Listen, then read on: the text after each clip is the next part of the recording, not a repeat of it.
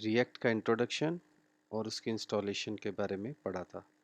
उम्मीद है आप लोग इंस्टॉलेशन कर चुके होंगे। इंस्टॉलेशन के बाद आपने चेक करना है कि इंस्टॉलेशन ठीक है कि नहीं। तो आप विंडोज़ के केस में कमांड प्रॉम्प्ट ओपन करेंगे और मैक के केस में टर्मिनल ओपन करेंगे। ये देखें, टर्मिनल में जाके आपने react dash native init my first app new, ये प्रोजेक्ट इस कमांड के ज़रिए चला देना है।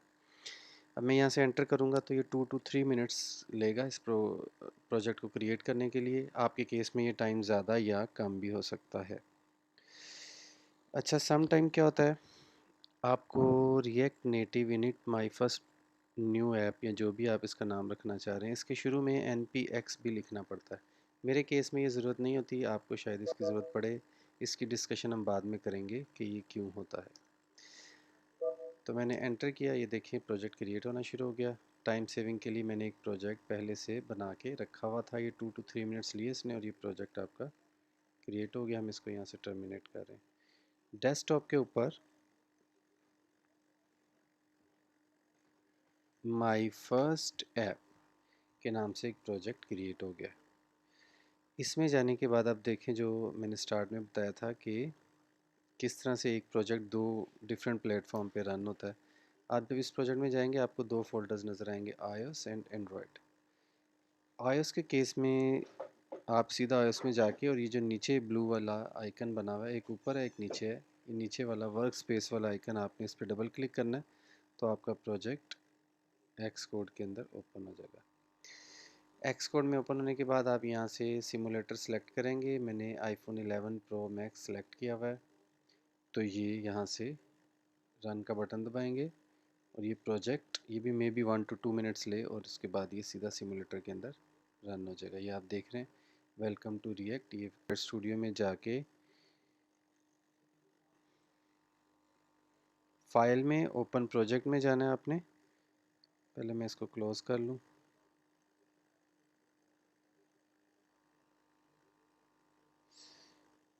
Terminate.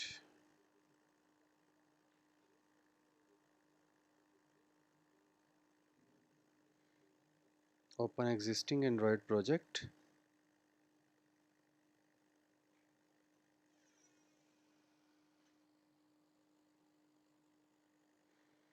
Desktop, my first app. और ये डिफरेंस आपने याद रखना है कि ये रिएक्ट का मेन प्रोजेक्ट फोल्डर ये है, लेकिन एंड्रॉयड स्टूडियो में आपने एंड्रॉयड का फोल्डर ओपन करना है। जैसे कि एक्स कोड में हमने iOS में जाके प्रोजेक्ट चलाया था। एंड्रॉयड पे आप क्लिक करेंगे तो ये प्रोजेक्ट एंड्रॉयड स्टूडियो में ओपन हो जाएगा। यहाँ पे एक थोड़ा सा डिफरेंस समझ लें।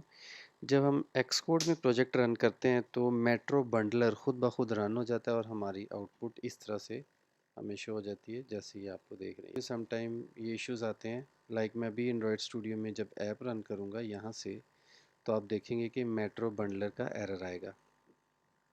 लेकिन वो एरर्स आपने गौर से पढ़ने हैं, उसमें लिखा होगा कि metro bundler is not running और साथ में वो कमांड बताएंगे कि रिएक्ट डैश नेटिव स्टार्ट की कमांड चला देंगे तो मेट्रो बंडलर रन हो जाएगा। अब आप देखें, मैं साथ साथ ये काम भी कर लेता हूँ ताकि हम एरर से बच जाएं। तो इसके लिए आपको क्या करना है, सबसे पहले cd डेस्कटॉप पे आ जाए, cd my first app.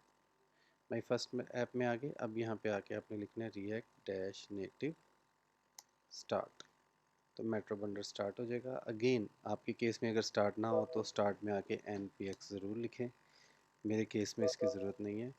React dash native start, तो मैंने यहाँ से दबा दिया। अब आप देखेंगे कि मेट्रो बंडलर रन होता है। इस पर हम डिस्कशन करते रहेंगे, लेकिन अभी तक के लिए ये है कि रिएक्ट के सारे प्रोजेक्ट्स मेट्रो बंडलर के ऊपर रन होते हैं। अगर मेट्रो बंडलर नहीं चल रहा तो रिएक्ट नेटिव का प्रोजेक्ट नहीं चल सकता। ये कोई और एरर है, इसको हम इग्नोर करते हैं फ़िलहाल आप देखें कि मेट्रो बंडलर, ये देखें मेट्रो बंडलर पोर्ट 8081 पे रन हो गया। इसमें ये आपको इंस्ट्रक्शंस भी दे रहा है। आपको रीलोड करने के लिए आर दबाएंगे, डिबग मोड के लिए डी दबाएंगे। ये हम नेक्स्ट लेक्चर्स में फर्दर डिस्कस करते रहेंगे। अभी देखते हैं, होपफुली कि एरर नहीं आएगा क्योंकि हमने मेट्रो बंडलर रन कर लिया। Make sure you are either running Metro Bundler, React to start, or that your bundle index or bundle is packaged correctly। ठीक है, मेट्रो बंडलर का ही एरर है, कोई गड़बड़ हुई है। अच्छा, इसका एक और तरीका वो मैं आपको बता दूं। रिएक्ट में आपके पास बेशुमार ऑप्शंस होनी चाहिए, अदरवाइज़ आप रिएक्ट से जल्द तंग आ जाएंगे। माई फर्स्ट ऐप एंड्रॉयड के केस में हम लोग क्या करते हैं, बेसिकली एक दूसरा तरीका आपको बताता हूँ, आपके लिए आसानी होगी। हम यहाँ से इस प्रोजेक्ट को डायरेक्ट चलाते ही नहीं है। हम क्या करते हैं, यहाँ से सिमुलेटर्स इंस्टॉल किए हुए, किसी न किसी एक सिमुलेटर को पहले लॉन्च कर लेते हैं।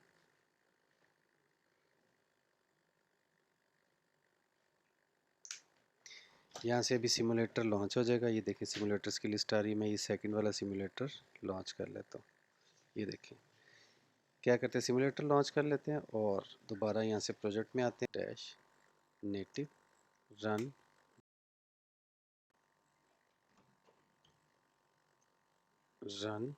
Dash Android.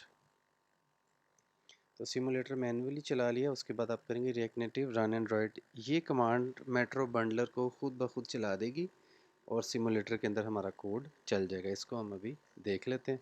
लेकिन यहाँ पे ये बात जहन में रखें कि इसी तरह iOS का प्रोजेक्ट भी रन किया जा सकता है। लाइक एंड्रॉयड की जगह आप iOS लिख देंगे तो iOS का प्रोजेक्ट चल जाएगा। तो फ़िलहाल हम एंड्रॉयड का प्रोजेक्ट चला रहे हैं। इसमें भी बेहतर ये होता है कि पहले इस सिमुलेटर को पूरा लोड होने दें, उसके बाद आप react dash native run Android चलाएंगे तो ये मेट्रो बंडल भी चल जाएगा और पूरा का पूरा प्रोजेक्ट जो है सिमुलेटर के अंदर लोड हो जाएगा।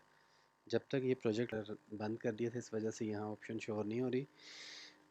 यहाँ एक और चीज़ समझ लें, इसको बोला जाता है हॉट रीलोडिंग। लाइक मैं जावास्क्रिप्ट के इस कोड में app.js में